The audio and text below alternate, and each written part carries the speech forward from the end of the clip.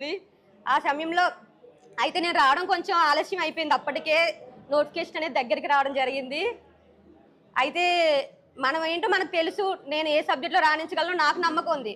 కానీ మా సార్స్ వాళ్ళు ఏం చెప్పేవాళ్ళంటే, అమ్మ నువ్వు ఎస్జిటి బ్యాక్గ్రౌండ్ కదా నీది, సో నువ్వు అటువైపే ట్రై చేయాల్సింది, మన జిల్లాకి ఎక్కువ పోస్టులు ఉన్నాయి ఎస్జిటిలో అనేసరికి ఏమైందంటే, ఎంత కాన్ఫిడెంట్గా ఉన్నా నేనైనా సరే అందరూ అనేసరికి నిజమే నేను ఏదో రాంగ్ స్టెప్ తీసుకుంటున్నానా అని సార్ దగ్గర కూడా వచ్చి మాట్లాడడం జరిగింది. సార్ నేను ఎస్జిటి వైపు వెళ్దాం అనుకుంటున్నాను, ఏమంటారు సార్ అంటే, నువ్వు అలాంటి తప్పు నిర్ణయం ఎప్పుడు తీసుకోకమ్మా, నువ్వు ఎగ్జామ్స్లో చాలా బాగా పెర్ఫామ్ చేస్తున్నావు, నువ్వు తప్పకుండా అచీవ్ అవ్వగలుగుతావు అనేసి సార్ ఒక మాట కూడా చెప్పాను. తప్పకుండా ఉద్యోగం సాధిస్తావు, మీ ఇంటికి నేను భోజనానికి తప్పకుండా వస్తాను సార్. ఆ సమయం ఆసన్నమైంది, మీ కుటుంబంతో సహా మా ఇంటికి భోజనానికి రావాలని తప్పకుండా కోరుకుంటున్నాను సార్.